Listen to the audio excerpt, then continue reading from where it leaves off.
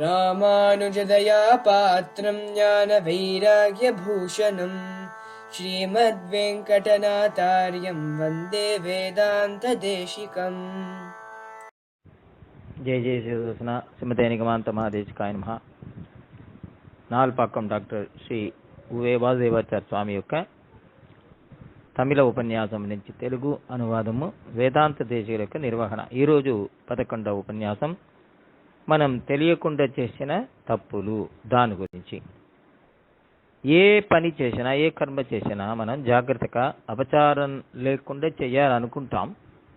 అయినా మనకు తెలియకుండానే అజ్ఞాతవశాత్ ఎన్నో దోషాలు దానిలో కలుగుతాయి. ఉదాహరణంగా ధనుర్మాసంలో తెల్లవారు మనం పొంగలు చేస్తాం కదా, దాంట్లో మనం లవణం, ఉప్పు తక్కువగా వేసి ఉంటాం లేదా మర్చిపోయి ఉంటాం.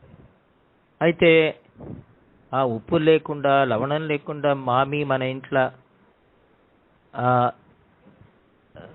చేసిన భార్య చేసిన భర్త కూడా అది తెలియకుండా భగవంతునికి ఆరగింపు చేయడం, దానివల్ల ఇద్దరు కూడా అపచారం వస్తుంది కదా, దోషం వస్తుంది కదా.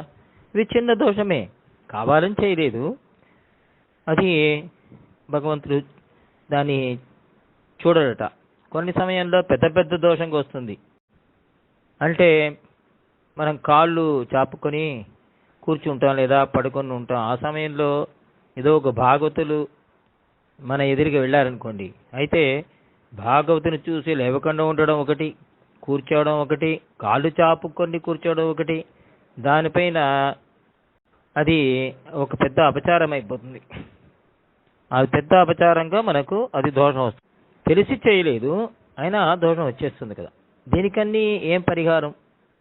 వేదాంత దేశికులు అంటున్నారు, అవిజ్ఞాత ఎన్నం ఎన్నడియారదు చెయ్యారెండ్రం சொல்லுகிறபடியே ஆசித்தற்கருடைய దోష దర్శనమాగిర శరణ్య దోషమిల్లాదవన్ అని అమరనాథిపిరాన్ గ్రంథం వ్యాఖ్యానంలో మనకు అనుగ్రహిస్తున్నారు. అంటే పెరుమాళ్ళకు అవిజ్ఞాత అనే ఒక పేరు.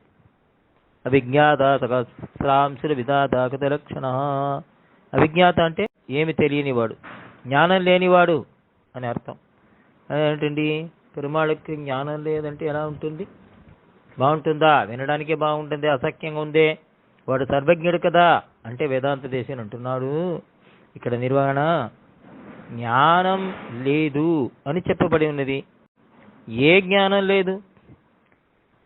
తనను ఆశ్రయించిన శరణాగతులు, తన భక్తులు ఏ తప్పు చేసినా ఆ తప్పు కనిపించదు ఆ జ్ఞానం లేనివాడు. దాన్ని చూడకుండా ఉంటాడు అని అర్థం. దోషం తెలిసినా తెలియలేనట్టే వెళ్ళిపోతారట. మనం అంటాం కదా, చూసి చూడకుండా, విని వినకుండా అలా వెళ్ళిపోతారు, వదిలేస్తారట. భక్తులు ఏదో చిన్న చిన్న తప్పులు చేసినా ఏమి తెలియలేకుండా వెళ్ళిపోతారు. ఎందుకు కారణం? అంత ప్రీతి. ఉప్పు లేకపోయినా, లవణం లేకపోయినా ప్రీతియోడు సమర్పించాడు కదా. సరే, ఈరోజు ఒప్పిలేపనగా ఉంటాను, లవణవర్జితుగా నేను దాన్ని స్వీకరిస్తాను, స్వీకరిస్తారట. అంత ప్రీతి మన పైన మనం ఏదో కొద్దిగా భక్తితో సమర్పిస్తే. ఒక ఉదాహరణ, ఒక చిన్న పాప వెళ్ళి వంటగదిలో ఆడుకుంటుంది. అప్పుడు తన పైన బియ్యం పిండిని పోసుకుంటుంది అనుకుంటాం. శరీరం మొత్తం బియ్యం పిండి, ఆ డబ్బా ఖాళీ. అయితే ఒక గది మొత్తం పిండి. అమ్మ చూసి కోపం వస్తుందా? కోపంతో తిడుతుందా? అది మాత్రం కాదు, కోపం రాదనేది వేరే విషయం, అది గొప్పగా వేరంటుంది. పక్కింటికి వెళ్ళి, మావాడు చూడండి ఏం చేశాడు, ఎంత అల్లరి పిల్లవాడు చూడండి.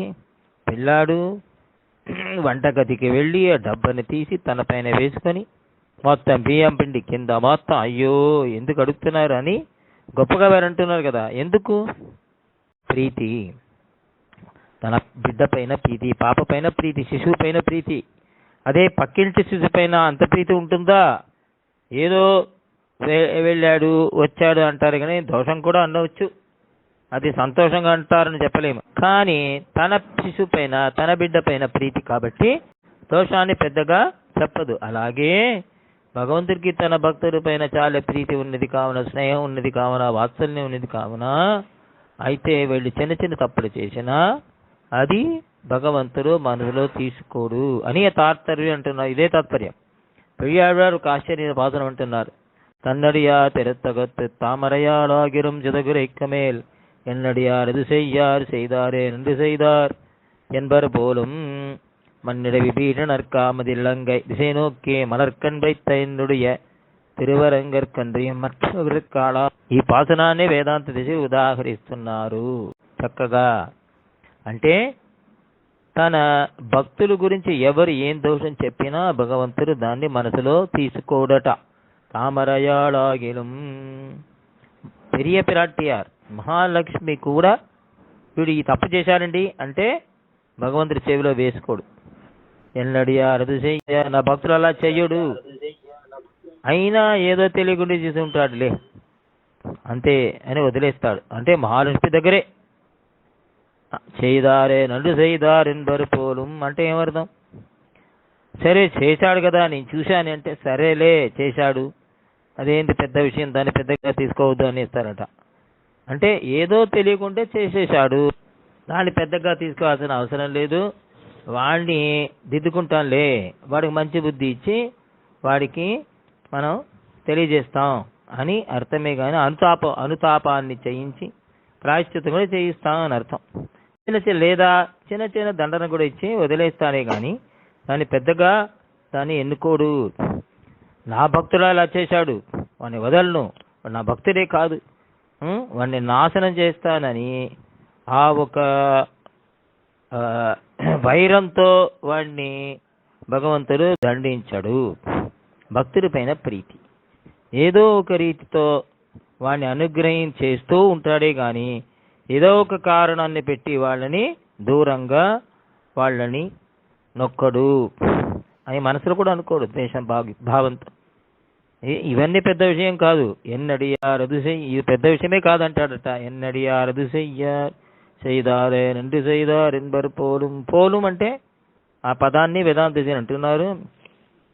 మహాలక్ష్మి మన పైన తప్పు చెప్తుందా? మన తల్లి జగన్మాత పెరుమాళే చెప్పడంటే ఆవిడ చెప్తుందా?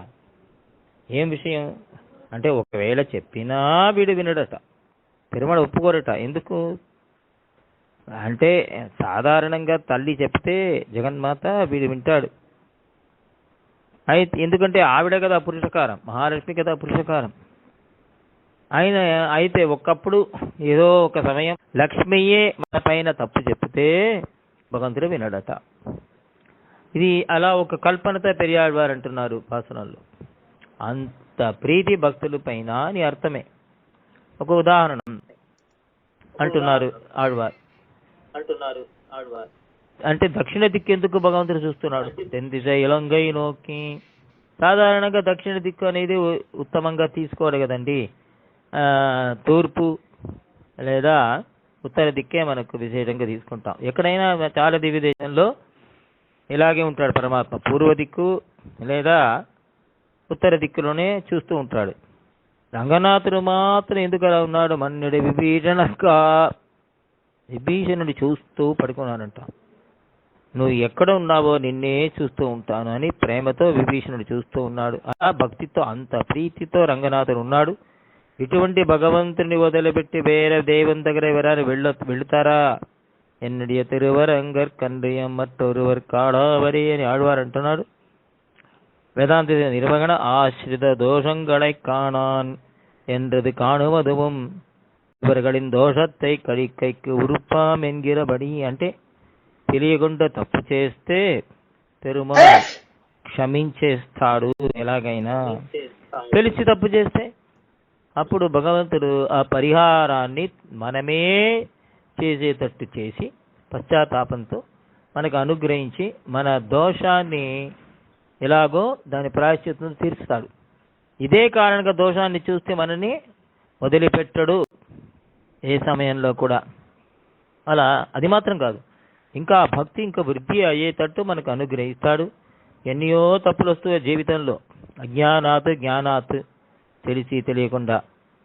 కానీ మనం భగవంతుడి దగ్గర భక్తిని వదిలిపెట్టకూడదు. భక్తితో అనుష్ఠానం, మన సంధ్యావందనం, తిరువారాధన, ఇవన్నీ ఏ పని చేసినా భగవంతుడు మనకు అనుగ్రహిస్తూ ఉంటాడు ప్రీతితో, అంతేగాని దోషాన్ని చూసి మనకి దండించుడు ఎల్లప్పుడూ అనేది వేదాంత యొక్క నిర్వహణం. ఇదే అభిజ్ఞాత అనే తిరునామానికి అర్థం. శ్రీమతే నిగమాంత మహాదేశికాయ నమః. జయ జయ శ్రీకృష్ణ. కవితార్కిక సింహాయ కళ్యాణ గుణశాలినే శ్రీమతే వెంకటేశాయ వేదాంత గురవే నమః.